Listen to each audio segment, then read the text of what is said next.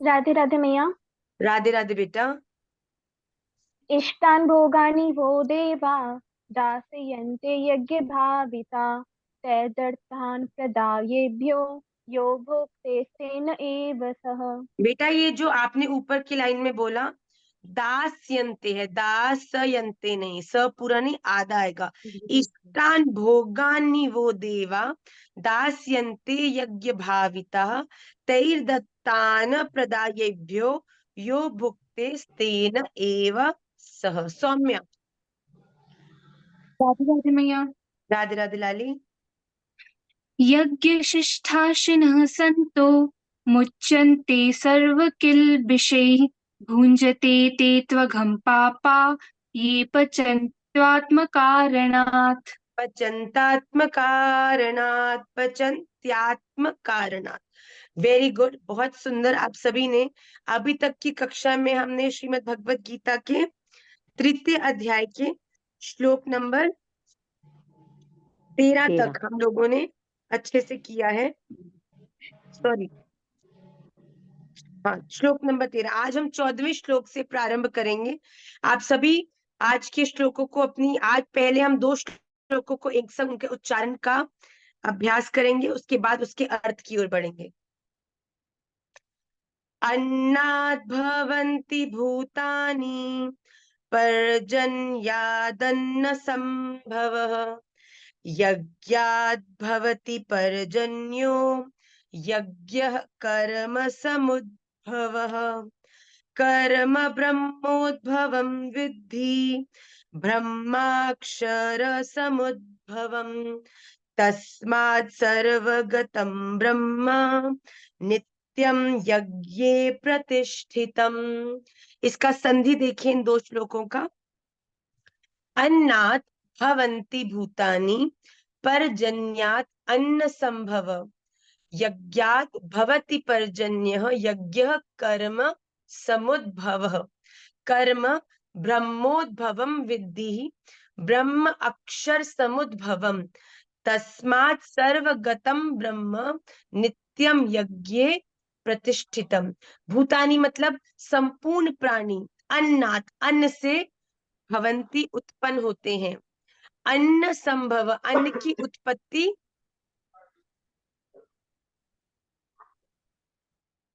अन्न की उत्पत्ति पर्जन्यात वृष्टि मतलब कि बारिश से होती है। पर्जन्य बारिश, वृष्टि यज्ञात यज्ञ से भवती होती है। यज्ञ कर्म समुद्भव विहित कर्मों से उत्पन्न होने वाला है। कर्म कर्म समुदाय को तू ब्रह्मोद्भवम वेद से उत्पन्न और ब्रह्म वेद को अक्षर समुद्भवम अविनाशी परमात्मा से उत्पन्न हुआ विद्धि जान। तस्मात इससे सिद्ध होता है कि सर्वगतम सर्वव्यापी ब्रह्म परम अक्षर परमात्मा नित्यम सदा ही यज्ञ यज्ञ में प्रतिष्ठितम प्रतिष्ठित है। देखिए इस श्लोक में भगवान बड़ी सुंदर हायरार्की समझा रहे हैं। पिछली कक्षा में हमने ये बात स्पष्ट समझ ली थी, जो लोग आज की कक्षा में प्रथम बार आए हैं, कि अगर आपके जीवन में आपकी मनोकामनाओं की पूर्ति हो रही है, जो आप जीवन में प्राप्त करना चाह रहे हैं, अगर वो आपको सहज प्राप्त हो रहा है, इसका क्या अर्थ है कि कहीं ना कहीं भगवान आपके कर्मों से प्रसन्न है।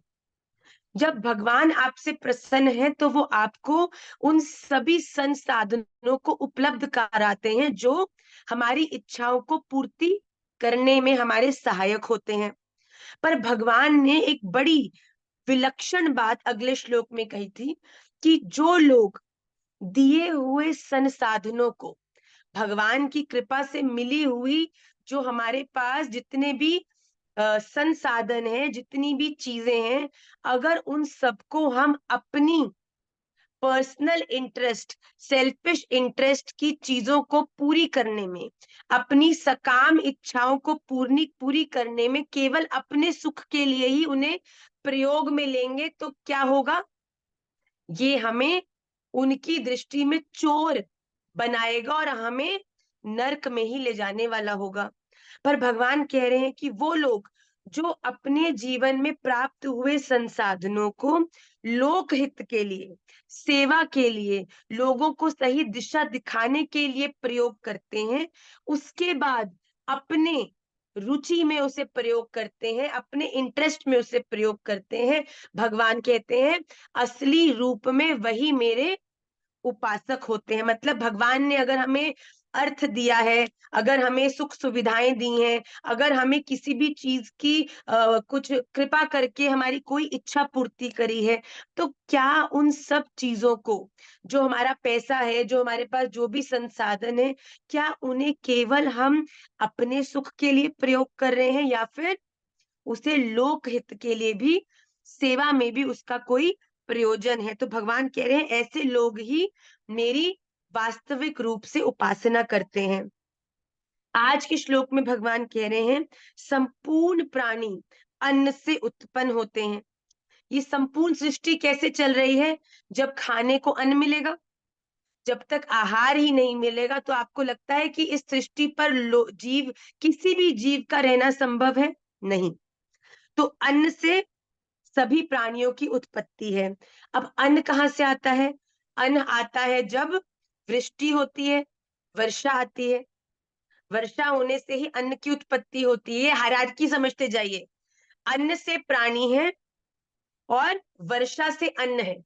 मतलब प्राणी, प्राणी से, प्राणी किसके कारण से? अन्न। अन्न किसके कारण से है?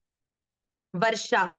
वर्षा कैसे होती है? वर्षा यज्ञ से होती है। जब भगवान के द्वारा जो ये सृष्टि है अपने कर्मों को, कर्तव्य को पूर्णतः करती है, तब यज्ञ के द्वारा, इस कर्तव्य कर्म के द्वारा वृष्टि होती है, वर्षा होती है। अब यज्ञ कैसे होता है? यज्ञ कर्मों से होता है। जब आप अपने कर्तव्य कर्म को, जब ये सृष्टि जो ब्रह्मा जी ने बनाई है भगवान के आदेशानुसार, जब इस सृष्टि अपने कर्तव्य कर्म को, कर्तव्य रूपी यज्ञ को ठीक से करती है, तब क्या होता है? तब यज्ञ उत्पन्न होता है। और फिर जब हम, यज्ञ कर्मों से उत्पन्न होता है। अब कर्मों को तू वेद से उत्पन्न जान। जो कर्म हमें करने हैं, हमारा जो धर्म है, जो हमारी ड्यूटीज है, वो हमें कहाँ से पता चलता है? वो स्वयं वेद हमें बताते हैं। और वेद कहाँ से प्रकट हुए हैं? स्वयं पर ब्रह्म परमात्मा भगवान श्री कृष्ण स्वयं के मुखारविंद से वेद प्रकट हुए हैं। यहाँ देखिए, हायरार्की देखिए, इसीलिए वह सर्वव्यापी परमात्मा यज्ञ कर्तव्य कर्म में नित्य स्थित है। जब आप देखिए, अन्न से प्राणी है। अन्न कहाँ से है? वर्षा से है। वर्षा कैसे है? यज्ञ से है। यज्ञ कब करते हैं? जब व्यक्ति अपने कर्तव्यों को पूरा करता है, कर्मों को ठीक से करता है। व्यक्ति कर्मों को कब ठीक से करता है? जब उसे ज्ञान मिलता है, जब वो ज्ञान के आश्रित होता है, जब वो वेदों का अध्ययन करता है। वेदों में ये लिखित, और वेदों का जो अध्ययन है, वेदों में जो शिक्षा है, वो किसके द्वारा दी गई है? स्वयं भगवान के द्वारा। तो ये हायरार्की हमें समझाती है कि जो पर ब्रह्म परमात्मा है, जो इस पूरी दुनिया के सर्वस्व है, जो इस पूरी दुनिया के कर्ता धर्ता परमात्मा भगवान है, वो स्वयं कहाँ नित्य स्थित है? एक व्यक्ति के कर्तव्य कर्मों में।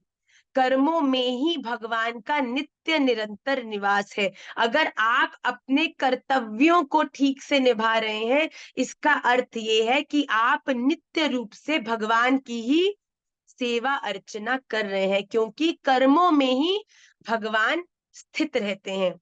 अगले श्लोक में देखिए, भगवान इसे और स्पष्टीकरण करते हुए क्या कह रहे हैं?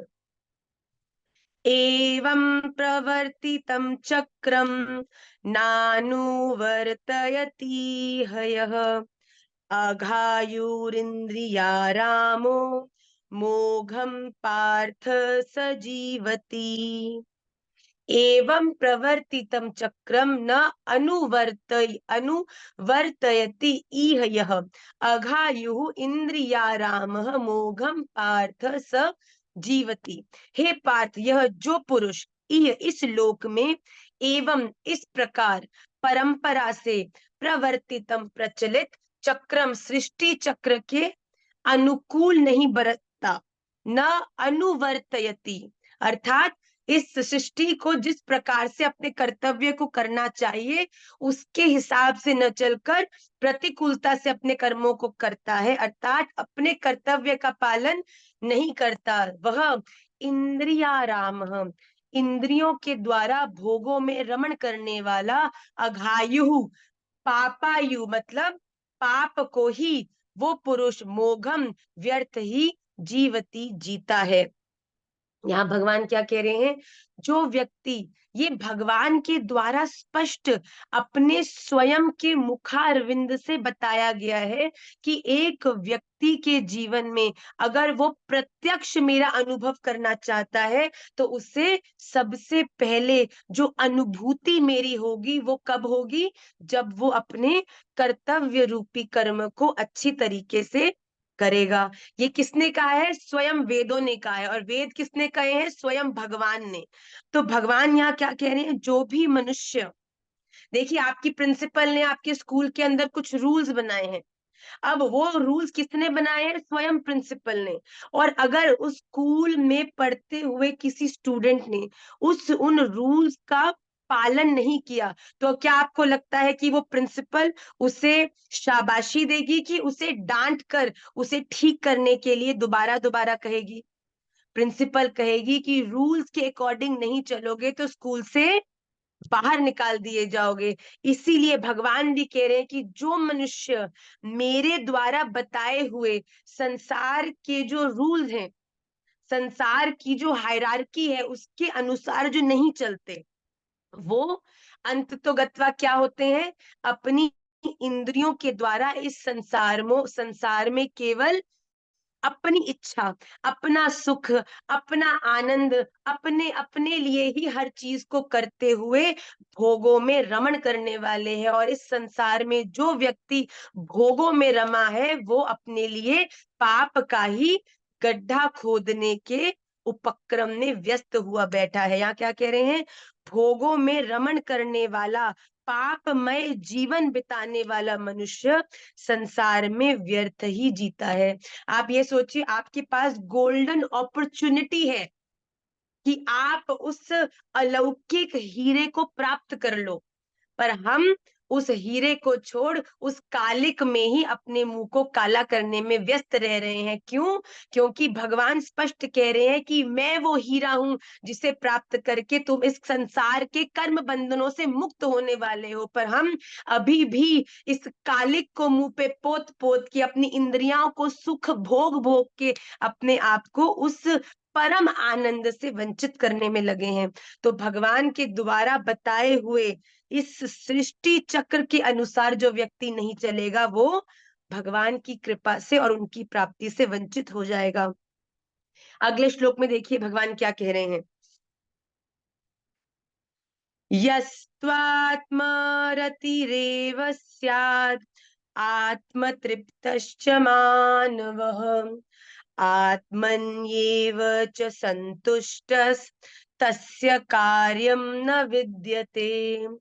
यह तु आत्मरतिः एव स्यात् आत्मतृप्तः च मानवः आत्मनि एव च संतुष्टः तस्य कार्यं न विद्यते। तु परंतु यह जो मानवः मनुष्य आत्मरति एव आत्मा में ही रमण करने वाला है, मतलब अपने स्वयं के भीतर मुझ पर ब्रह्म परमात्मा की अनुभूति करके अपने आप में ही संतुष्ट होने वाला है, और आत्म तृप्त आत्मा में ही तृप्त तथा आत्मनि एव आत्मा में ही संतुष्ट स्यात् हो, तस्य उसके लिए कोई कर्तव्य नहीं है। जो व्यक्ति इस जीवन में अपनी आत्मा में स्थित उस पर ब्रह्म परमात्मा के परम सत्य से परिचित हो गया, आपको पता चल गया कि ये ही अमृत का घड़ा है जो मेरे जीवन में उस आनंद को लेके आने वाला है। वो व्यक्ति जो समझ चुका है कि इस संसार में किसी भी प्रकार के प्रयासों को करने से मैं केवल और केवल पापों को ही इकट्ठा करने वाला हूं। यहाँ भगवान स्पष्ट कह रहे हैं, वो व्यक्ति जो अपने आप में संतुष्ट है, वो व्यक्ति जो अपनी आत्मा की तृप्ति के लिए कर्म कर रहा है, वो व्यक्ति जो अपने आप में ही संतुष्ट तृप्त है और अपने आप में ही रमण करने वाला, जो ये परम ट्रूथ, एटर्नल ट्रूथ को समझ चुका है कि इस जीवन में अगर सुख है तो वो खुद में है, तृप्ति है तो वो खुद में है, शांति है तो वो खुद में है। अगर औरों को देखकर अपने जीवन के कर्मों को करने लगोगे तो तुम अशांति, दुख, प्रतिस्पर्धा, द्वेष, इग्नोरेंस, ईगो, अहंकार, इन प्रकार के विकारों को ही जीवन में इकट्ठा करने वाले हो। भगवान कहते हैं, जो जन इस बात को समझ चुके हैं कि पर ब्रह्म परमात्मा भगवान श्री कृष्ण ही एकमात्र सत्य हैं, साचो इक राधा रमण, झूठो सब संसार। जब पता है कि संसार झूठ है तो उसके प्रति, उसमें सुख लेने के लिए जो चेष्टा न कर कर भगवान के लिए कर्म करते हैं, भगवान की प्रसन्नता के लिए कर्म करते हैं, रियलिटी में वो सभी लोग इस दुनिया में कोई कर्म करते ही नहीं है।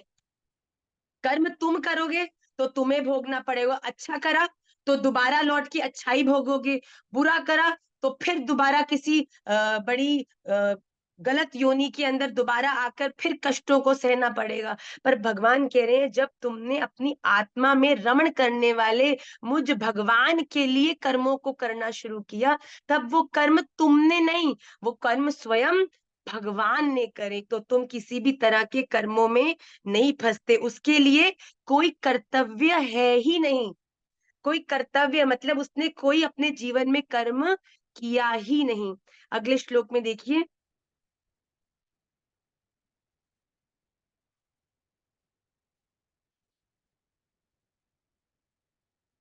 नैव तस्य कृतेनार्थो न कृतेनेह कश्चन, न चास्य सर्वभूतेषु कश्चित् कश्चित् अर्थव्यपाश्रयः। न एव तस्य कृतेन अर्थः न अकृतेन इह कश्चन, न च अस्य सर्वभूतेषु कश्चित् अर्थव्यपाश्रयः। तस्य, उस महापुरुष का, देखिए वो व्यक्ति जो इस संसार के हर कर्म को केवल भगवान के लिए करते हैं, भगवान ने उस व्यक्ति को महापुरुष कहकर संबोधन किया है। ऐसा व्यक्ति इस विश्व में न तो कृतेन कर्म करने से कश्चन कोई प्रयोजन रखता है, और न ही कर्मों कर्मों के कर्मों के न करने से एव ही कोई प्रयोजन रहता है, तथा सर्वभूतेषु, संपूर्ण प्राणियों में भी, तस्य, उसका, किंचित मात्र भी अर्थ व्यपाश्रय, स्वार्थ का संबंध नहीं रहता। ऐसा व्यक्ति जो जीवन के हर कर्म को भगवान को समर्पित कर देता है, भगवान मैं पढ़ रही हूँ आपके लिए, मैं ये कर रही हूँ आपके लिए, मैं बोल रही हूँ आपके लिए, मैं किसी की मदद कर रही हूँ अपने सुख के लिए नहीं, आपकी प्रसन्नता के लिए।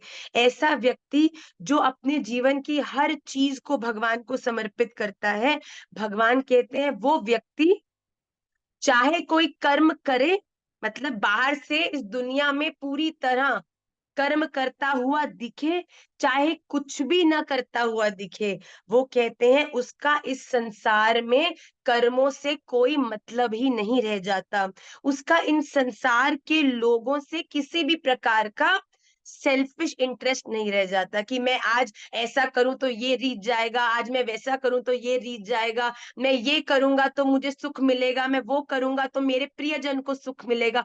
भगवान कहते हैं, जब तुमने मेरे सुख का चिंतन कर लिया, तुमने मेरी प्रसन्नता का चिंतन कर लिया, तब मैं तुम्हें एक बात साची कहता हूं कि तुम्हारे जीवन में ये प्रत्यक्ष संसार तुमसे सुखी हो चाहे दुखी हो, अगर मैं तुमसे प्रसन्न हो गया तो तुम्हारे जीवन में कभी भी दुख को, देखिए हमने अपने जीवन में ना अपने हिसाब से सुख दुख की परिभाषा बना ली है।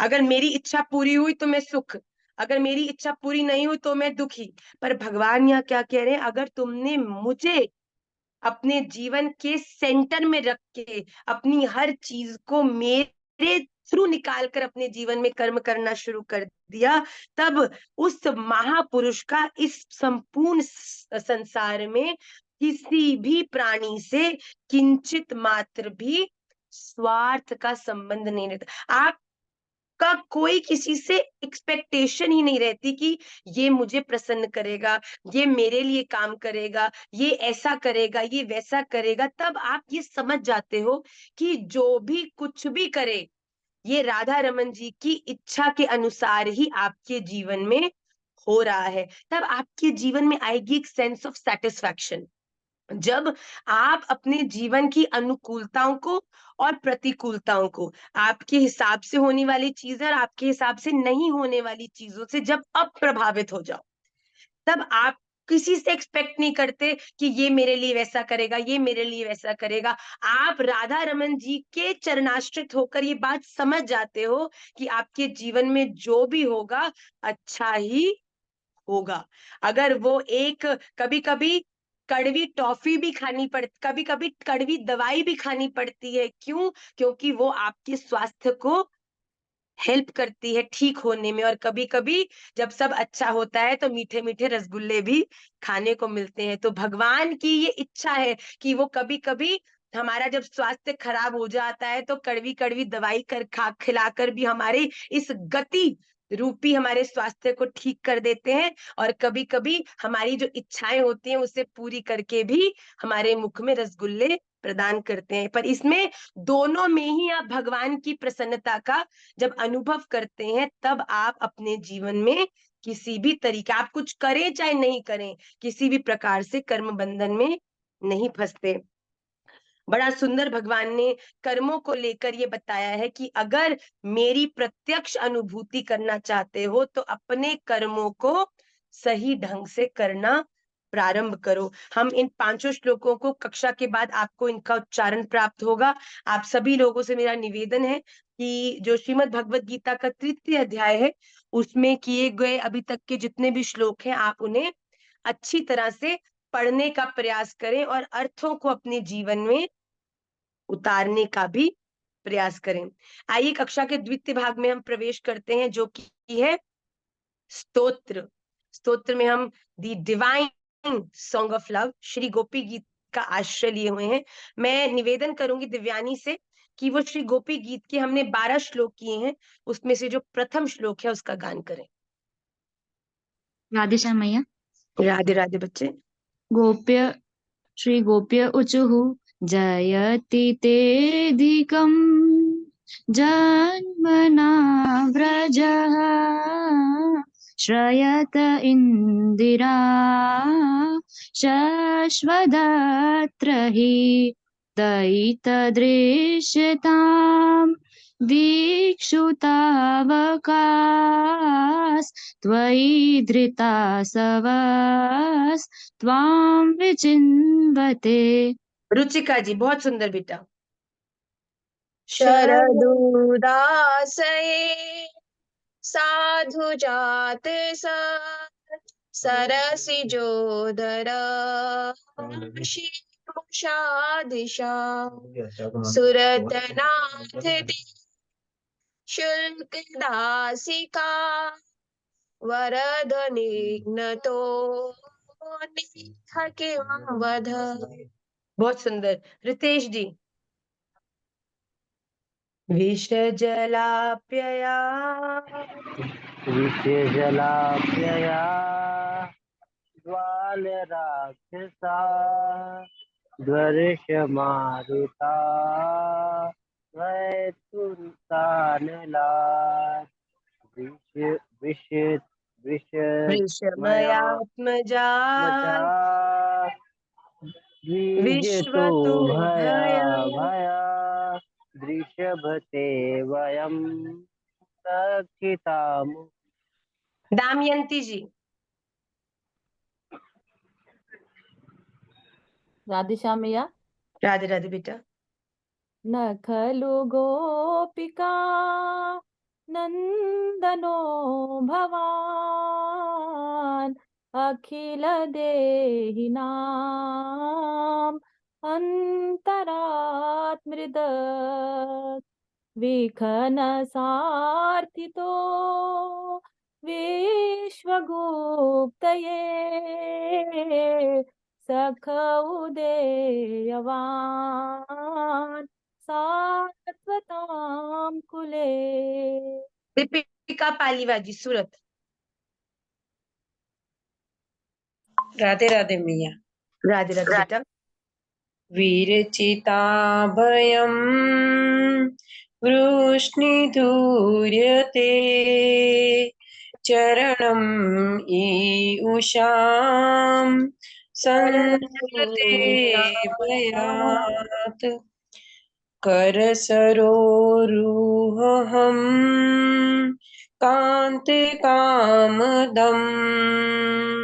सरसिदेहिना श्रीकरग्रहम्। मैं आपको मुझे धन्यवाद बोलना है।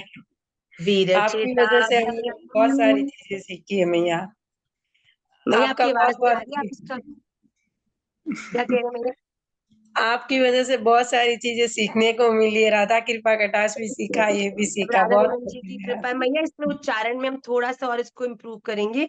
वीरचिताभयम् वृष्णिधुर्यते चरणमीयुषां संसृतेर्भयात् करसरोरुहं कान्तकामदं शिरसि देहिना श्रीकरग्रहम्। सुधांशु।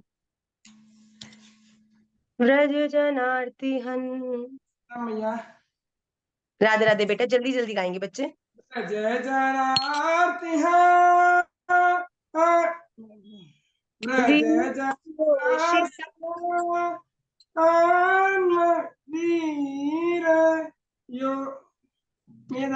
ब्रज जनार्तिहन्। इसको अभ्यास करो बेटा। सौम्य आप गाओ। व्रज जनार्तिहन् जनार्तिहन् वीरयोषितां निज जनस्मया ध्वंसनस्मित भज सखी भवत् किङ्करिस्मनो जलरुखाननम् चारुदर्शय। बहुत सुंदर। सनातनी जी। हाँ, राधे राधे मैया। राधे राधे। प्रणत देहिनां पापकर्षणं तृणचरानुगं श्रीनिकेतनं फणिफणार्पितं ते पदाम्बुजं कृणुकुचेषु नाः कृन्दहर्षयम्। कृन्दिरेक्षयम्। समृद्धि जी, विल यू ट्राई बच्चे? जी राधेश्याम मैया, मुझे 12th वाला श्लोक याद Okay, है so you क्योंकि मैंने लास्ट sing the 12th श्लोक for us. Vatsal will sing the श्लोक। मधुरया गिरा मधुरया गिरा वल्गुवाक्यया बुधमनोज्ञया पुष्करेक्षणं विधिकरीरिमा पुष्करेक्षण। पुष्करेक्षणम नहीं है, पुष्करेक्षण। पुष्करेक्षण विधिकरीरिमा वीरमुह्यति रधरसीधुना प्याययस्वन। वेरी गुड बेटा। इप्सिता झा। तव कथामृतं तप्त जीवनम तव कथामृतं तप्तजीवनं कविभिरीडितं कल्मषापहम् श्रवणमङ्गलं श्रीमदाततं भुवि गृह्णन्ति ते भूरिदा जना। दिव्यानी। रहसितं प्रिय प्रेम वीक्षणम प्रहसितं प्रिये प्रिय प्रहसितं प्रिय प्रेमवीक्षणं विहरणं च ते ध्यानमङ्गलं रहसि संविदो या हृदि स्पृश कुहकनो मना। कुहकनो मना शोभयन्ति हि। Very good. ओमी बच्चे। चलसि यद्व्रजा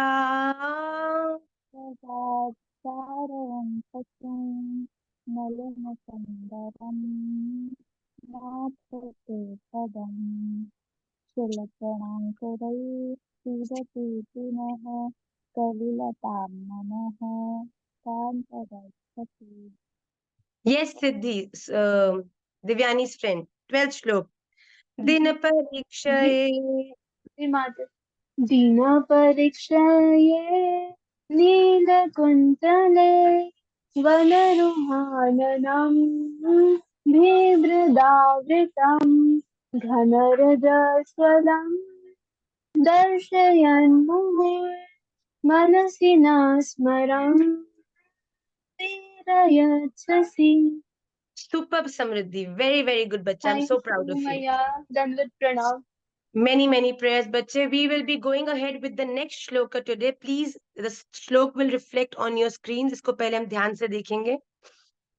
प्रणत कामदं पद्मजार्चितं धरणि मंडनं ध्येयमापदि चरण पंकजं शन्तमं च ते रमणनस्तनेष्वर्पयाधिहन्।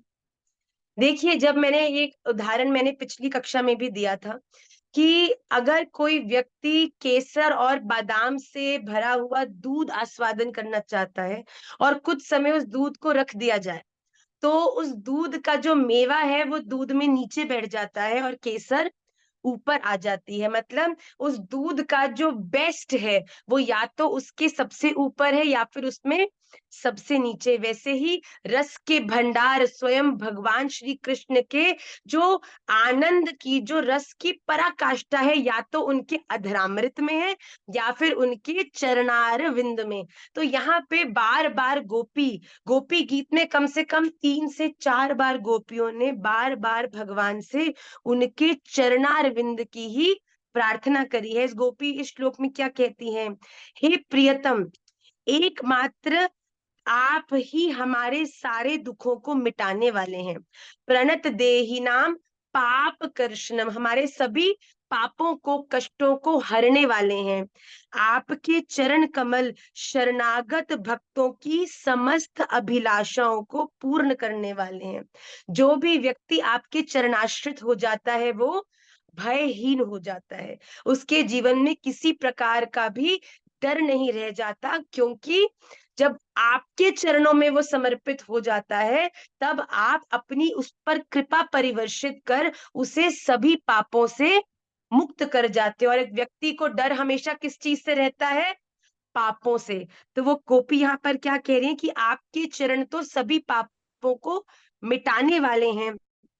स्वयं लक्ष्मी जी भी आपके इन चरणों की ही सेवा करती हैं। आपके चरण कमल इतने इतने आनंद से भरे हैं कि स्वयं लक्ष्मी जी भी सदा उनका चापन करती हैं। और पृथ्वी के तो वे भूषण हैं। यहाँ क्या कह रही है? स्वयं लक्ष्मी जी भी आपके चरणों का आपकी चरणों की सेवा करती है और पृथ्वी के तो वे भूषण है। मतलब इस भूलोक में जितने भी व्यक्ति हैं उनका कल्याण होगा ही तब जब वो आपके चरणाश्रित होने के लिए संकल्पबद्ध हो जाएंगे। आपत्ति के समय एकमात्र आपके चरणों का ही चिंतन करना उचित है, जिससे सारी आपत्तियां कट जाती हैं। हे कुंज बिहारी, तुम अपने उन परम कल्याण स्वरूप चरण हमारे वक्षस्थल पर रखकर हमारे हृदय की व्यथा को शांत कर दो। हे भगवान श्री कृष्ण, अपने चरणारविंद हमारे वक्षस्थल पर रखकर हमें उन सभी भयों से, उन डरों से मुक्त कर दो कि हम आपके चरणाश्रित होकर कभी भी किसी भी प्रकार की व्याधा में नहीं फंसे, हम हर तरह से आपके चरणाश्रित होकर आपके प्रेम में ही, आपकी सेवा में अपने आप को विद्यमान रखें।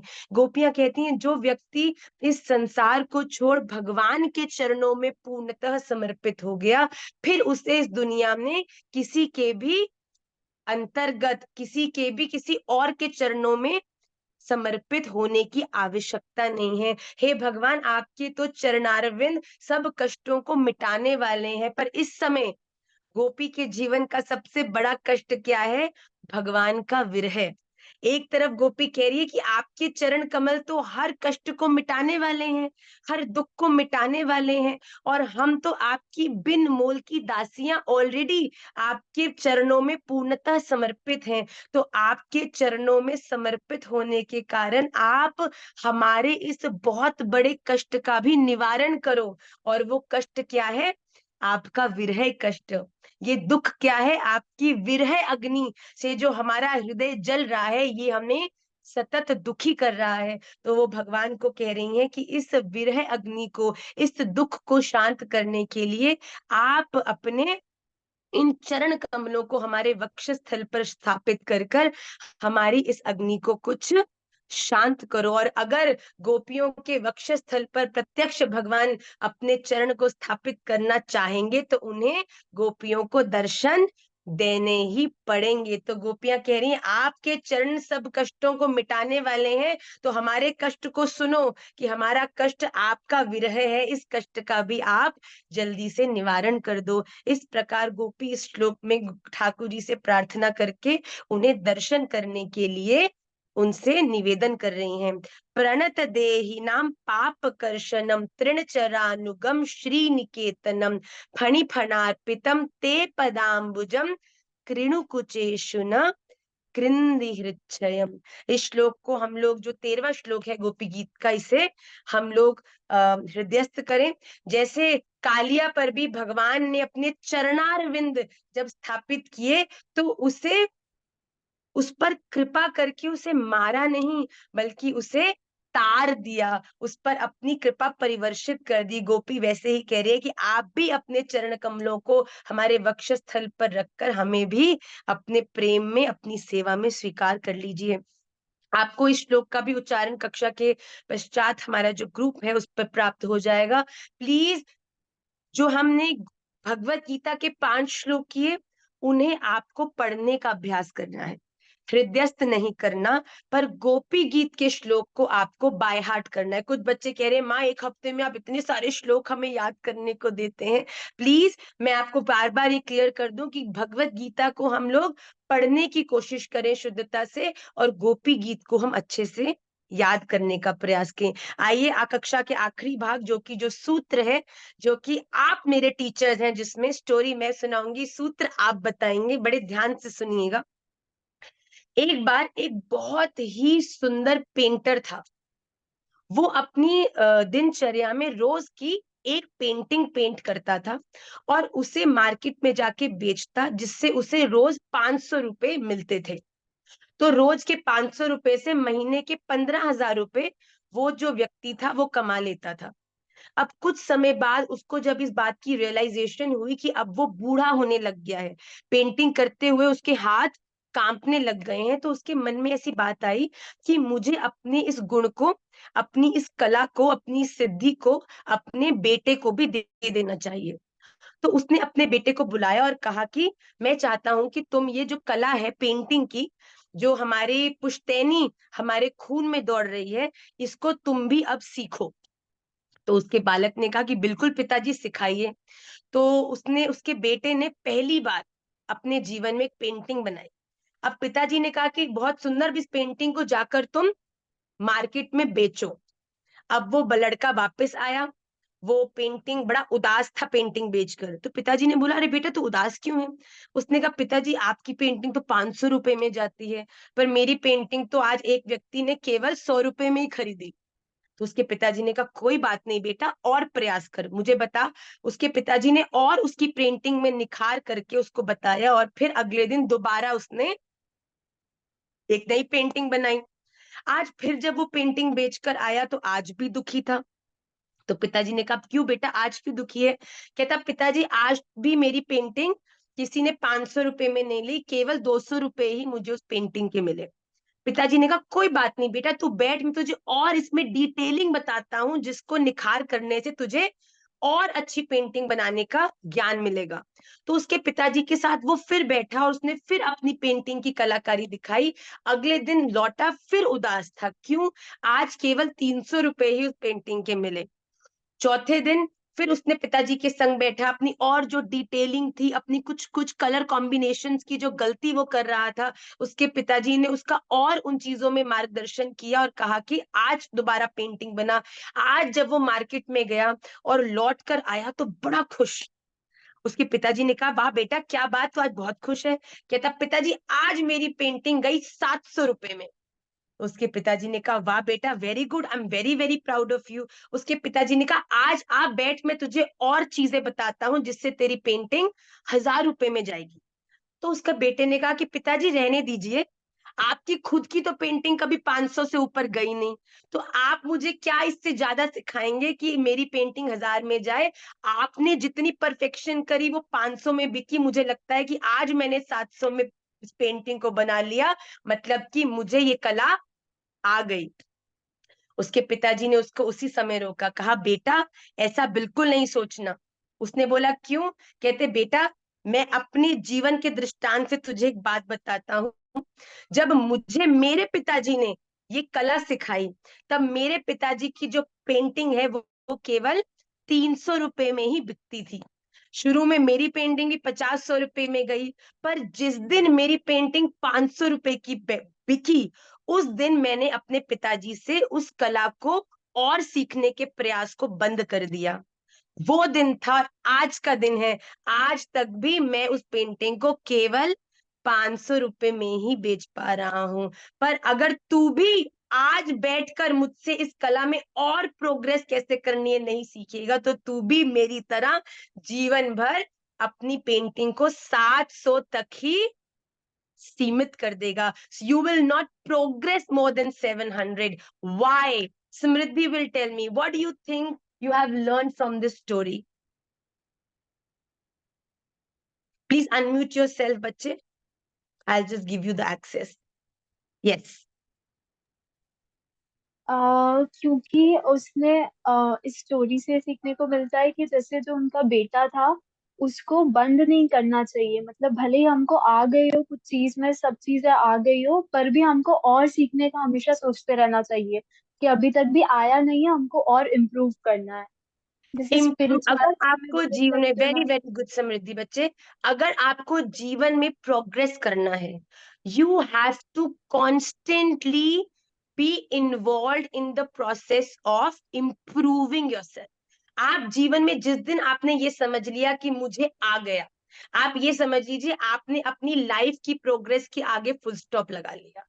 अगर आपने ये सोच लिया कि मुझे अब आ चुका है, अब मुझे और जानने की जरूरत नहीं है, उस दिन आपकी जीवन की प्रोग्रेस जो है वो रुक जाएगी। पर अगर एक व्यक्ति जीवन में सक्सेसफुल होना चाहता है, तो उसे हमेशा हर चीज से, जीवन के हर दृष्टांत से, जीवन के हर एक्सपीरियंस से सीखते रहना चाहिए और सीखते सीखते अपने आप को सतत इम्प्रूव करने की कोशिश करनी चाहिए।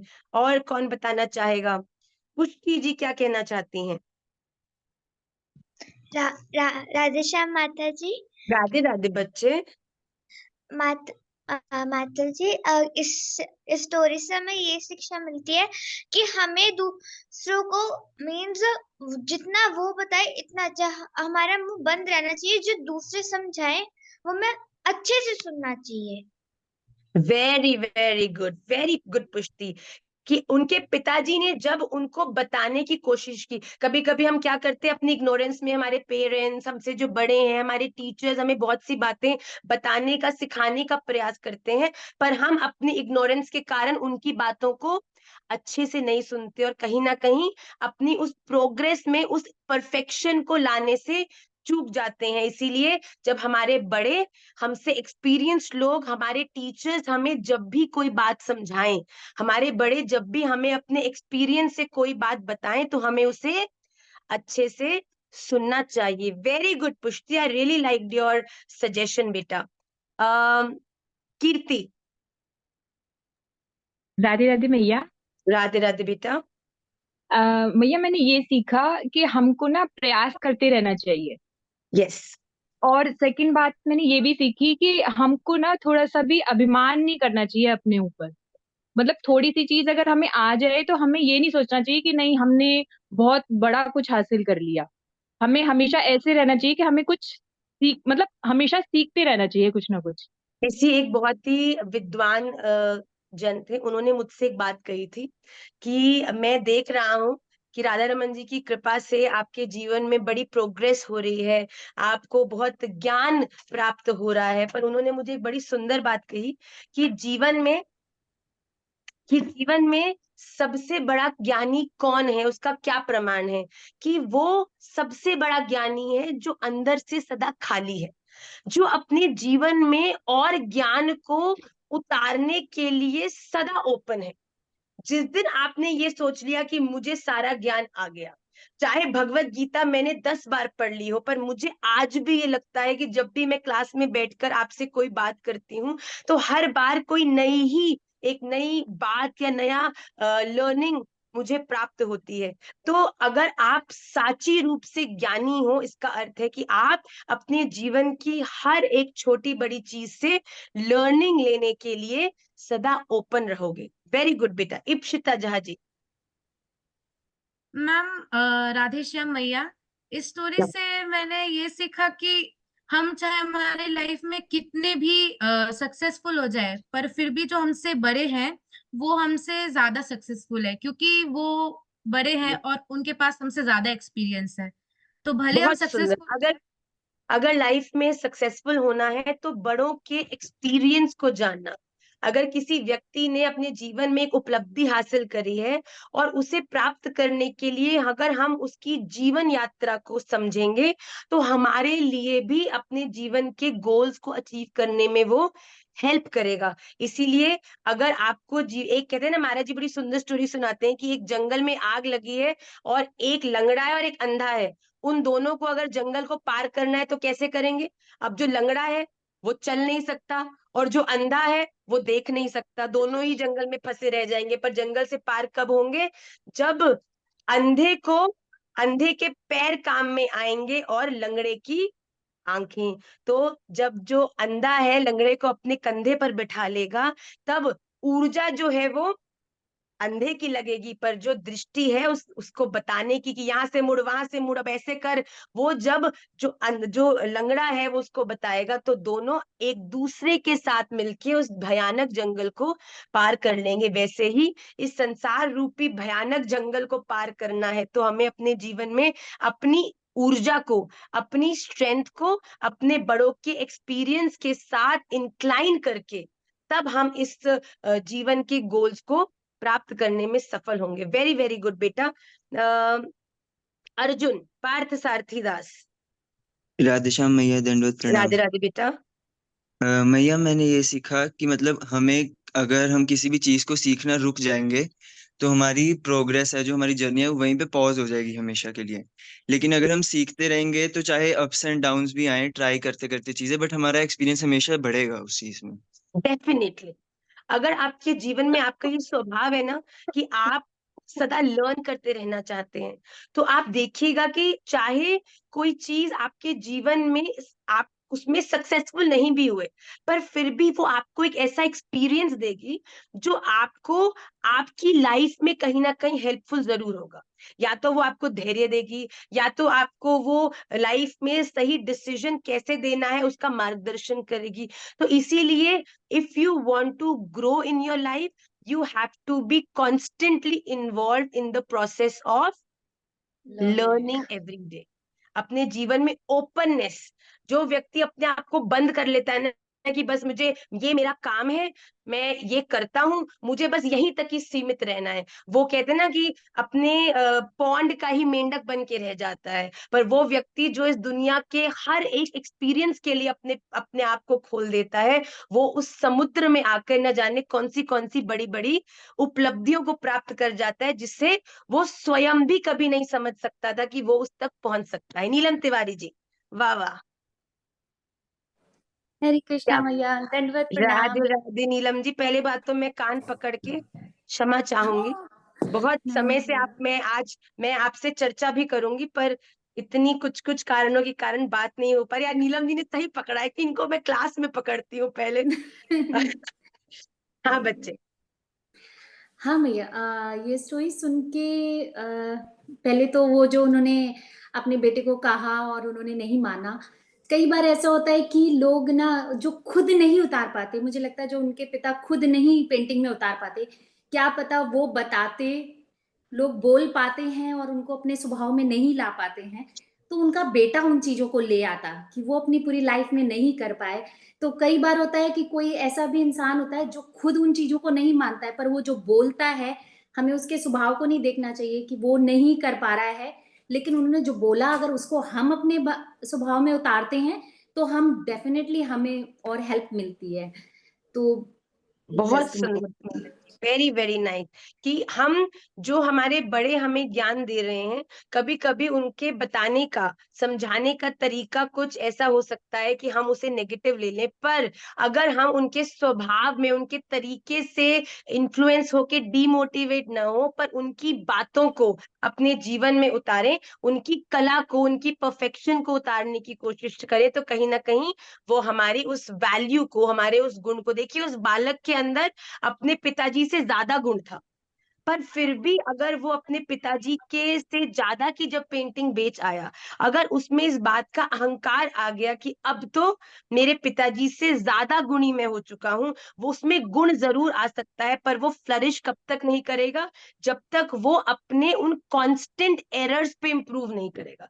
देखिए कोई चीज में मैं अच्छी हूं, मेरे पिताजी ने मुझे अच्छा बनाया बार बार टोक टोक कर, पर जिस दिन जीवन से हमने उस टोक को अपनी ऑब्स्टेकल मान लिया, देखिए शुरू में वो टोक हमारी प्रोग्रेस थी, पर एक समय के बाद जब उसी टोक को हमने अपनी रुकावट समझ लिया, उस दिन हमारी जो प्रोग्रेस है वो रुक जाएगी। इसीलिए हमें उस टोक को सदा पॉजिटिव लेकर, उस टोक के कारण से अपने आप के जीवन में और इम्प्रूवमेंट लाने का हमें प्रयास करना चाहिए। हाँ जी दिव्यानी।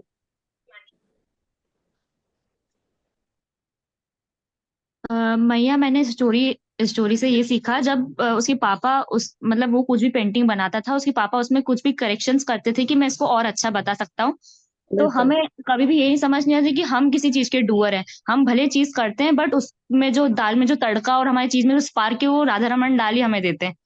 तो हमें कभी भी खुद को डूअर नहीं डेफिनेटली, समझना चाहिए। वेरी गुड बच्चा, it's a very different point of view which I really appreciate. कि वो व्यक्ति या उसके पिताजी, इनमें सब में जो गुण है, देखिए आप कब सीखना बंद करते हैं, जब आप में अहंकार आता है कि ये मेरा गुण है और मुझे सब आ गया।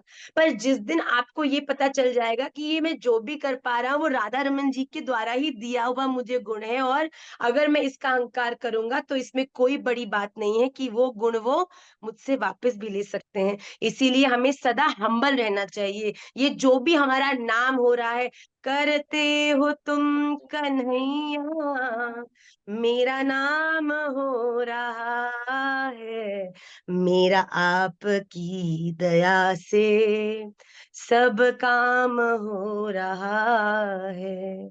ये राधा रमन जी, आज जो मेरा जीवन में सुखी, प्रसन्नता, प्रसिद्धि, ये सब हो रहा है, इसमें मेरा कोई गुण नहीं है, वो तो आपकी दृष्टि मुझ पर है, जो ये पूरी दुनिया मुझे लुक फॉरवर्ड कर रही है, मुझसे इंस्पायर हो। So always be humble for everything that you are able to achieve in your life. Kunjika जी।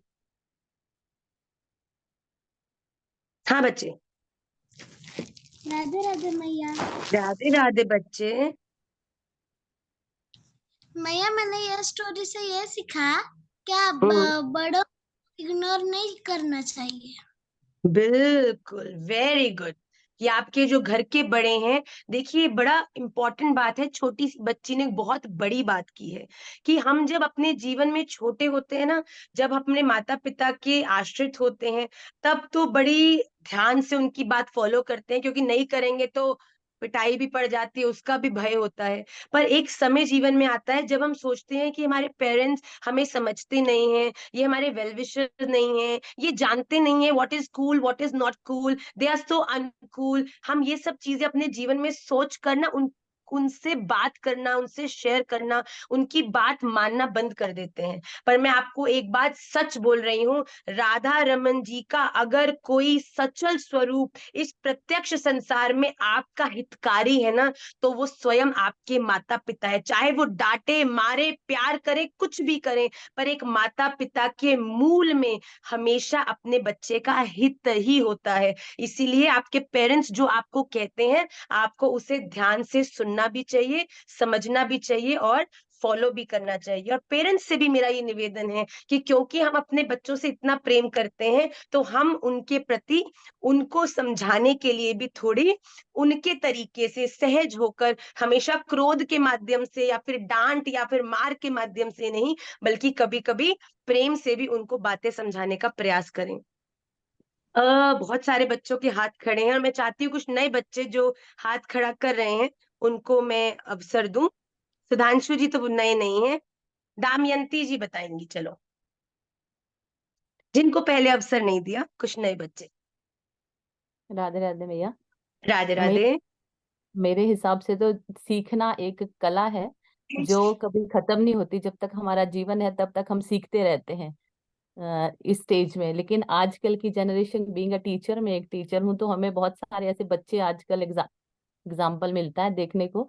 थोड़ा थोड़ा कुछ समझाओ तो सबको, अपने बच्चे चाहे हो तो वो नहीं हमें आता है हमें आता है, जो कि नहीं होना चाहिए मेरे हिसाब से। तो सीखना, हम भी छोटे छोटे बच्चे से कुछ ना कुछ नित नियम हम रोज जरूर सीखते हैं, कुछ ना कुछ एग्जाम्पल। बिल्कुल तो ठीक बात है। हमें देखो, दत्तात्रेय भगवान ने भी, मतलब जो सिद्ध महापुरुष हैं, जो स्वयं त्रिदेव का ही स्वरूप है, उन्होंने भी अपने जीवन में 24 और पंचम प्रेम स्वरूप दत्तात्रेय जी ने जीवन में इतने गुरु बनाए, पंचभूत गुरुदेव बनाए, एक गणिका को गुरु बनाया। तो जीवन में सदा छोटी बड़ी हर चीज से हमें अपने जीवन में उनके गुणों को ही देखकर अपने जीवन में उतने उतारने का प्रयास करना चाहिए। दैट विल मेक, देखिए एक भक्त की ब्यूटी मेकअप बिंदी तिलक ये नहीं है। एक भक्त की ब्यूटी उसके हृदय की निर्मलता है, उसका समर्पण है। जब आप जीवन में छोटी बड़ी चीजों से गुण लेके अपने जीवन में उतारते हैं ना, तो वो आपको निर्मल करता है, वो आपको राधा रमन जी की दृष्टि में और सुंदर बनाता है। आपके मेकअप से राधा रमन जी नहीं रीझते, बल्कि आपके हृदय के समर्पण निर्मलता से ही भगवान पिघलते हैं, उनकी दृष्टि आप पर पड़ती है। निर्मल मन जन सो मोहि पावा, मोहे कपट छल छिद्र न भावा। तो हम जब ये छोटी छोटी चीजों से भी अपने जीवन में गुण उतारते हैं ना, तो हमारा अहंकार भी कहीं ना कहीं समाप्त होता है। एक आखिरी अवसर हम देंगे सौरभ को। सौरभ। राधे राधे मैया। हाँ बच्चे। मैया मैंने इसे ये सीखा कि जो हमारे बड़े लोग होते हैं, हम वो मोस्टली सही होते हैं, क्योंकि उनके पास हमसे ज़्यादा एक्सपीरियंस होता है। हमको जो जो बातें वो बताते हैं उनकी बातों पे हमेशा गौर करना चाहिए। और हमको कभी भी ये नहीं सोचना चाहिए कि हमने इतना अपनी लाइफ में बस कुछ सीख लिया और ये इनफ है। हमको हर दिन कुछ ना कुछ सीखते रहना चाहिए। बहुत अच्छी बात है बेटा। देखिए बड़ों का एक्सपीरियंस उनके समय के हिसाब से वैलिड है, पर ये जरूरी नहीं है कि जो पास्ट का एक्सपीरियंस है वो प्रेजेंट में भी सही होगा। मेरा कहने का ये मतलब नहीं है कि आपके बड़ों ने जो अपने एक्सपीरियंस से बताया है वो 100% राइट होगा आपकी लाइफ के लिए। पर मैं ये कह रही हूँ कि उससे उसे हम लोग इग्नोर नहीं करें, उसे हम कंसिडर करें। देखिए इस दुनिया का सबसे बड़ा सच है कि ये दुनिया परिवर्तनशील है। Every second everything in this world is changing. तो हमें एक्सपीरियंस से प्रेरणा लेनी चाहिए और अपने विवेक से अपने जीवन में उसे उतारना चाहिए। अगर आप किसी चीज को एज इट इज अपने जीवन में उतारोगे तो हो सकता है वो कहीं ना कहीं आपके लिए राइट नहीं हो। जो आपके दादाजी ने रास्ते अपनाए, सक्सेसफुल होने के लिए, मे बी आज के समय में वो सेम रास्ते इतने फ्रूटफुल नहीं हो, पर उन्होंने जो मेहनत करी, उन्होंने जो टैक्टिक्स अपनाए, उनको कंसिडर करके आप अपनी प्रोडक्टिविटी को और बढ़ा सकते हैं। इसीलिए हमें एक्सपीरियंस को अपने जीवन में उतारना नहीं है, उससे रियलाइजेशन, प्रेरणा को लेना है। उसे एज इट इज उतारोगे तो हो सकता है कुछ गड़बड़ भी हो जाए, पर अपने जीवन में उन्हें इग्नोर नहीं करना। यस रौनक। Pranam Maya, Radhisham.